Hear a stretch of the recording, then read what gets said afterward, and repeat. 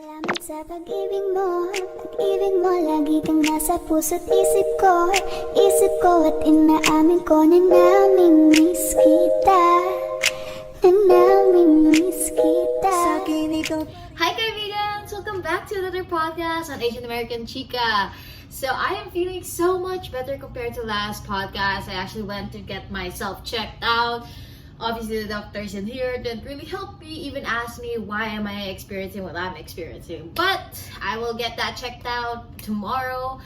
But after a whole day of fucking rest and no work, no school, I am kind of re-energized. I'm still feeling some kind of physical pain, but fuck that shit, right? So today, I actually wanted to dabble on, like, I know living alone can be depressing, isolating. It gets you so bummed out. Like, you don't know exactly, like, why you're stuck and you just want to be in your bed the whole day, which is understandable, okay? We got all those days where it just don't feel like doing shit. But I made a whole list of what are the activities I've been doing when I started living alone, and I think you guys should know this too. If you just started living alone, you kind of slump, like, what am I supposed to do? So, here we go. First is, if you are the type of person who just wants to have things organized, create a routine. So a routine is really nice, especially when you're living alone. If you're someone that just doesn't want to think in the morning and just wants muscle memory to do its work and just listen to your favorite podcaster and just gather some information while you're doing something else. You get what I mean? Second, make healthy habits a priority. This is your time to actually focus on yourself. You know, when you're living with family, you gotta be considerate of their routines, their habits as well. So like, you're thinking of other people, which is, that's how it is when you live with your family, obviously. But now that you're living alone, this is your time to prioritize in making healthy habits. You can't slack on this. This is your time to be aware of what you're actually doing, get yourself together, get yourself on track. This is how you're gonna make it successfully, starting with healthy habits. You need to take care of yourself before you can achieve your dreams. Next, I know that it could be pretty isolating and depressing sometimes living alone by yourself. So I suggest for you to do is like have like a entire wall or an entire section. Let's say this is a section without the freaking paper towels in there. So let's just say that this section is dedicated for you to put all of your positive affirmation notes, put your sticky notes in there. I even saw a girl on TikTok put like Bible verses on like one side of her entire wall to keep her sanity. So if you're Christian or Catholic or whatever religion you have, just write down whatever positive affirmations you can put in there to get you through the day. It doesn't have to be something big to impress other people. Just say what you want that would affect your heart deeply. It doesn't have to be like anything complicated or use complicated English words or Filipino words or whatever language you use. Do it for yourself, don't do it for others. You shouldn't care about what other people will think when they visit your house, because what you're focusing right now is on your mentality, your well-being, your state. Just feel what you feel. Don't care about others' opinion right now. Next, design your home to your comfort.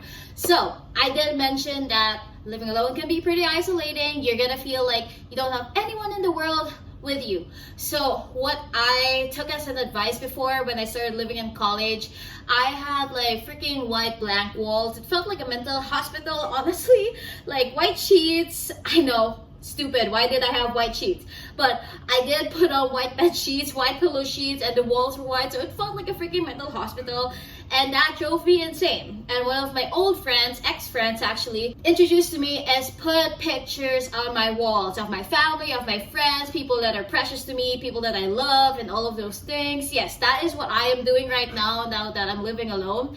I have Polaroid pictures at the back of this wall actually, just rows and rows of people I love, and then sometimes when I feel down, I just like, it's usually blank, my Polaroid, so I don't really write in them, but sometimes when I'm lonely and I'm sad, I just like make like funny notes on the Polaroids with my Sharpie. So yeah, that's one pastime thing to do. Choosing pictures you want to post up there and just designing it to the way you want, whether it's in rows or it's in like random places. Just do what you want. Find a place wherein you can see those people and feel like there's somebody with you. You feel that warmth when you see those pictures, you know. Another way, aside from those pictures, to make your home your comfort zone is some fairy lights, like the dim ones, or if you're like a party person, then get the ones that blinks fucking different colors. I don't know, but for me personally, to have a comfortable home, I got like the dim orange lights. I cannot live with bright fucking lights. Even this light right now is kind of like dim orange brown kind of lights. It's not like super white light, because super white light makes me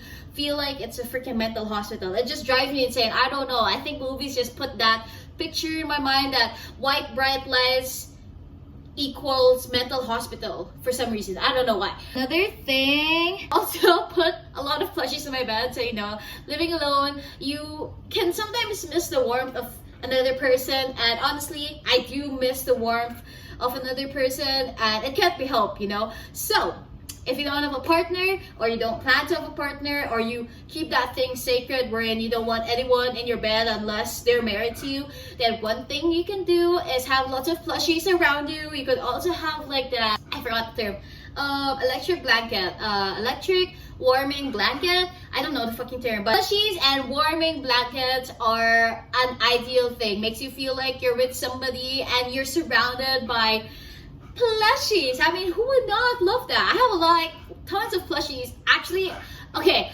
Costco is selling like freaking big ass plushies, and if you're a fan of plushies, you should go grab them. They're about $25. Well, it's $24.99, but I think about it like it's $25, but if you don't want it, that's not for you. Move on. Do something new or revisit old hobbies. So you can try out like a new recipe, because you're not cooking with your family. No one's there to talk shit about your food that you're making. But I know it's scary, because whatever food you make, you're gonna have to deal with it, because you don't want to waste food, you don't want to waste money. You work hard for that money, not for you to waste food. Try not to poison yourself. Try a new recipe and just deal with the consequences. If it tastes like shit, you don't have choice but to eat it for the rest of the week. And I know that's scary, but that's how life is.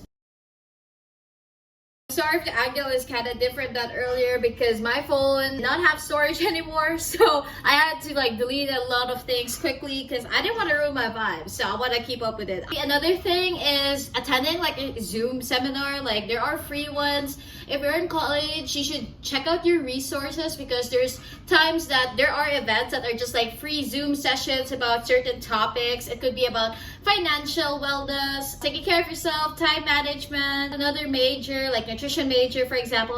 I'm actually interested in that. That's why I attended that. But if you don't like it, then you don't have to. The other thing was, I also tried knitting. Fortunately, that didn't really go well, but I'm glad that I tried it. But the thing was, I did try it for my ex, and because I was doing it for someone else and we were falling out that time, it did not go well. But maybe after a while, I'll try that again. Next, if you feel suffocated at home and it's like you're living in a dangerous environment, and you have like a gym possibly in your apartment, or if you have a yoga mat, then go ahead and exercise. Because one thing about stress and feeling suffocated is because your body is not moving enough, and it wants that dopamine rush, and exercise can actually help you with that. So if you don't want to do anything complicated, you just want to run, then go ahead, listen to your favorite podcaster, watch a YouTube video or your K-drama or anything else. You can go ahead and run that out, and it just like, you're getting like energy from whatever you're watching, and your body is physically moving, and it's like letting out that stress. You get what I mean?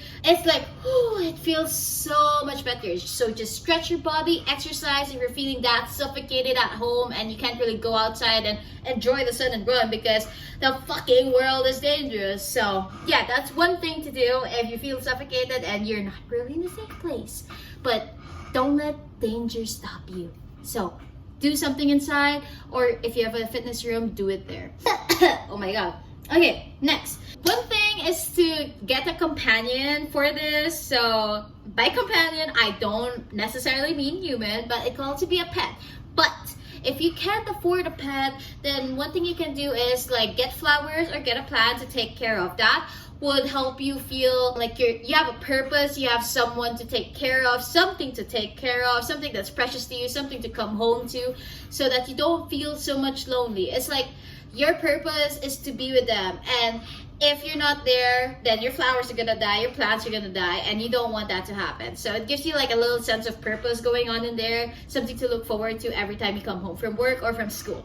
Another thing is set a dream goal to look forward to. So sometimes every day just seems like a mash of days, like it's a blend, like you don't know when was Monday but it was actually Sunday that day. My dream goal is to fly back to Japan. I got a taste of fucking Japan and it was amazing, y'all. I can't speak Japanese, but I learned a couple of words that actually made me feel like a local a bit. But yeah, that's not true. I'm not actually like a local, but yeah, it still made me feel like I was part of Japan, and that's one of my dream countries and I want to go back there. So right now that's my goal, financially setting myself there by working every day, getting that shit, that bag for Japan, and like creating every day like a travel catalog, if I'm not mistaken, that's what it's called. Those are the activities I think that you guys should try out if you haven't tried it out yet. If you're starting to feel lonely, depressed, going into a slump, don't want to get out of bed kind of mood, that are the things that you should try to dabble on, maybe touch your toes a bit, see if you like it, you know, especially trying out new things. Because right now in Minnesota, we just got over the fucking winter season. I am so glad that there's actually sun and I'm actually sweating and I don't have to turn on the fucking heater. So I am so glad for that. So yeah, this is partially why I'm more energized, because the sun is fucking out. And have you guys seen the eclipse? It was amazing from a phone perspective, because in Minnesota it was fucking cloudy the whole day. We could not see a damn shit. But I had so many friends from work that showed me pictures that they flew out to another state just to see the eclipse. But I'm not them. I don't got that money, so I guess I gotta sacrifice by just looking through the pictures. But I'm so glad that I was alive during that process. You get what I mean? Just be grateful for what you have, basically, is what I'm trying to achieve there. Those are a list of things that you guys should try on. I know I'm repeating myself, but don't get stuck, guys. It's gonna be fine. I know that if you're feeling slump, it's normal. It's a part of a process from like living alone. It could be stressful. You could be sad. You could be lonely. It's okay to feel oh my god, that alright. I think my nose is telling okay. Okay, that is a sign someone is either talking shit about me, or that's my sign to stop talking, because I also have limited storage on my phone right now. Oh. Alright, bye guys. Take care of yourself. Don't get sick. Ingat kayo. Bye. Ipagdarasal pa rin kita. Ipagdarasal pa rin kita. Hey there baby, ngayon lang ako nagkakita